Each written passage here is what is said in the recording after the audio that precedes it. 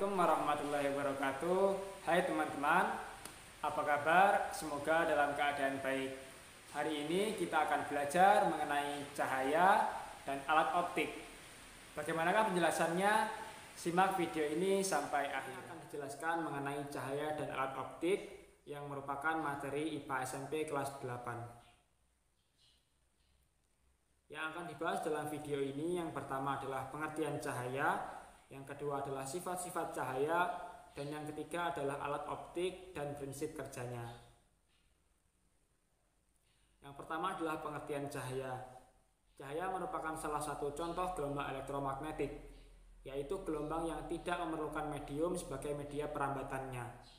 Misalnya pada siang hari tampak terang karena cahaya matahari menerangi bumi. Walaupun matahari berada jauh dari bumi dan dipisahkan oleh ruang hampa di ruang angkasa, namun cahaya matahari mampu sampai di bumi. Di antara sifat-sifat cahaya, yang pertama adalah cahaya dapat merambat lurus. Yang kedua, cahaya dapat dipantulkan. Yang ketiga, cahaya dapat menembus benda bening. Yang keempat, cahaya dapat dibiaskan. Dan kelima, cahaya dapat diuraikan. Yang pertama adalah cahaya dapat merambat lurus. Sifat cahaya yang merambat lurus dapat kita lihat ketika ada cahaya matahari yang masuk ke dalam ruangan melewati jendela. Cahaya matahari yang melewati jendela tersebut akan memperlihatkan berkas-berkas cahaya yang merambat lurus ke dalam ruangan. Cahaya akan selalu merambat menurut garis lurus, kecuali jika cahaya tersebut mengenai sesuatu yang merubah arahnya. Sinar cahaya selalu berjalan lurus dari benda yang kita lihat dan menuju ke mata kita. Di antara contoh-contoh dari sifat ini, yang pertama adalah sinar matahari yang melalui celah sempit dan menembus ruangan gelap tampak seperti garis-garis putih yang lurus. Yang kedua, cahaya lampu mobil atau senter pada malam hari. Yang ketiga, nyala lilin tidak tampak jika dilihat melalui pipa bengkok. Dan yang keempat, berkas cahaya dari proyektor film yang dipancarkan ke arah layar. Nah, di sini juga diperlihatkan gambar seorang anak yang melihat cahaya lilin melalui celah-celah pada karton.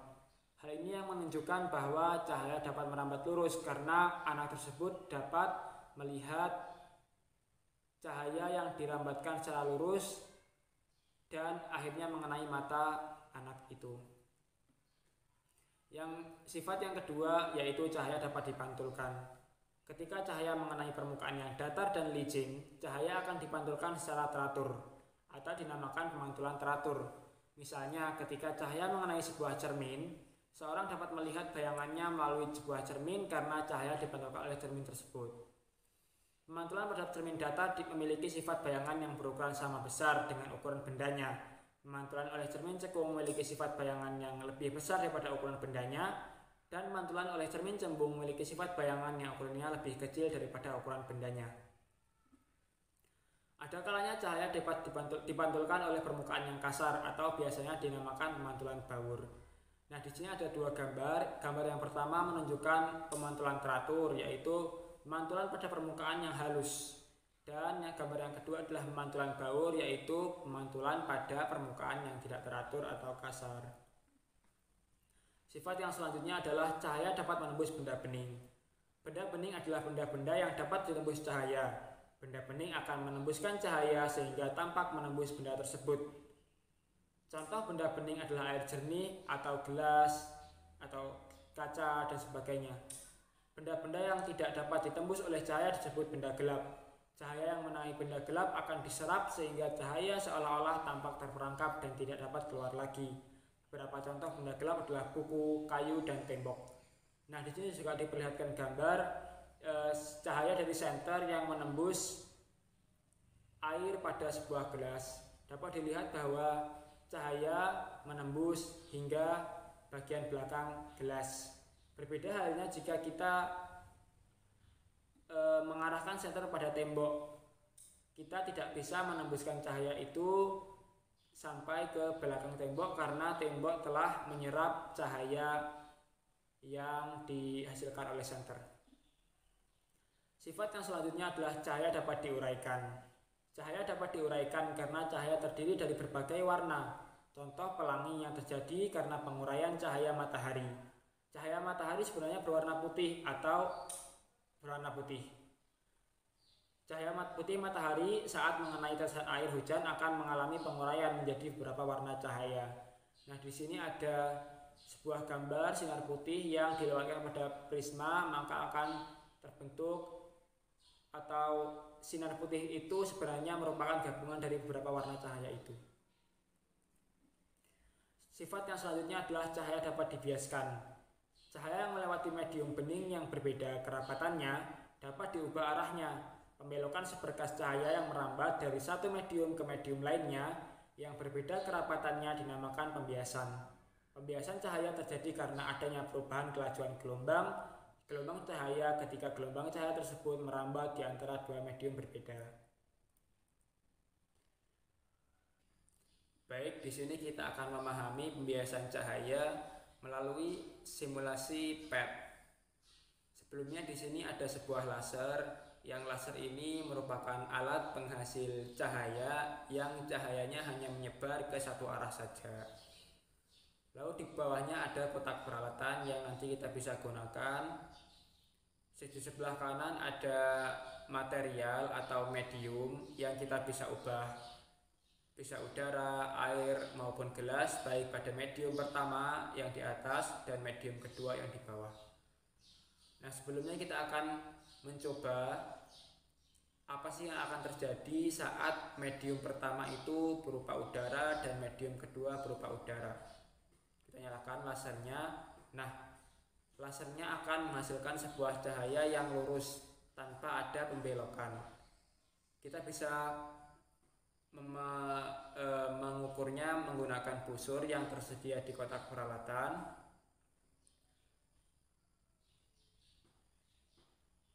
Adapun sudut datang dari laser ini adalah 60 derajat, begitu pula sudut bias yang dihasilkan ketika berada pada medium kedua. Selanjutnya kita ubah apabila medium kedua ini kita ganti menjadi air. Lalu apa yang akan terjadi? Kita nyalakan lasernya. Nah, di sini terlihat bahwa terjadi pembiasan pada cahaya laser ini, di mana kita dapat lihat berdasarkan busur yang ada di kotak peralatan, cahaya datang itu sudutnya adalah 60 derajat terhadap garis normal, sedangkan sudut bias yang dihasilkan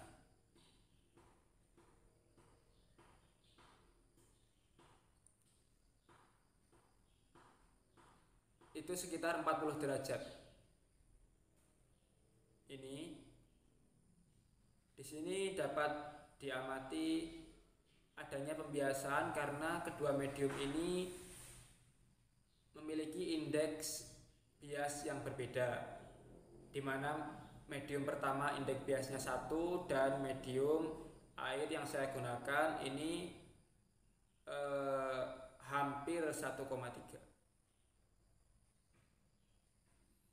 Selanjutnya apabila kita gunakan gelas atau kaca mungkin maksudnya, dengan indeks bias sebesar 1,6, saat kita nyalakan juga akan terjadi pembiasan, bahkan lebih besar daripada air. Kenapa? Karena indeks refraksinya juga lebih besar, atau indeks biasnya juga lebih besar daripada yang air ataupun udara. Kita dapat tentukan menggunakan busur, di mana sudut datang itu sekitar 60 derajat dan sudut bias sekitar 30 derajat.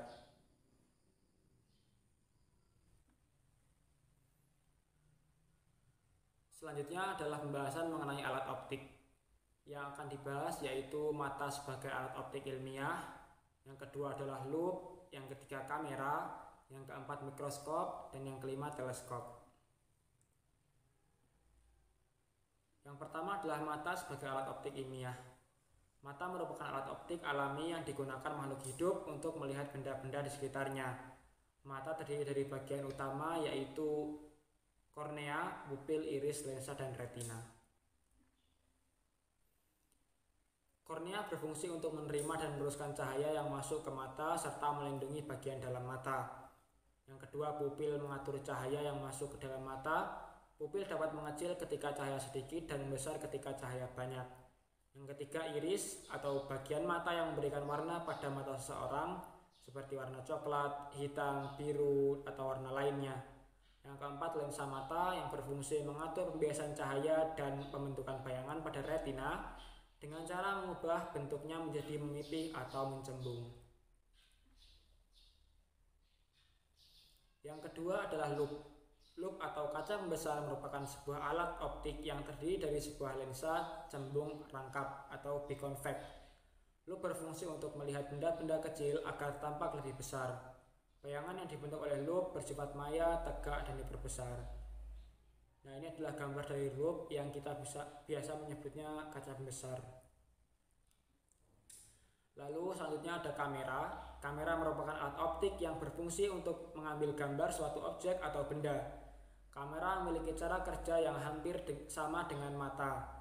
Oleh karena itu, pembentukan bayangan pada kamera memiliki sifat bayangan yang sama, yaitu nyata, terbalik, dan diperkecil. Selanjutnya adalah mikroskop. Mikroskop merupakan alat optik yang berfungsi untuk melihat benda-benda kecil atau mikro seperti bakteri, penampang sel, dan sejenisnya.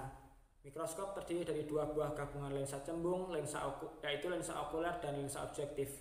Mikroskop dapat menghasilkan pembesaran bayangan benda mikro hingga beberapa kali lebih besar. Yang terakhir adalah teleskop. Teleskop merupakan alat optik yang digunakan untuk melihat benda-benda yang letaknya jauh agar tampak lebih dekat dan jelas.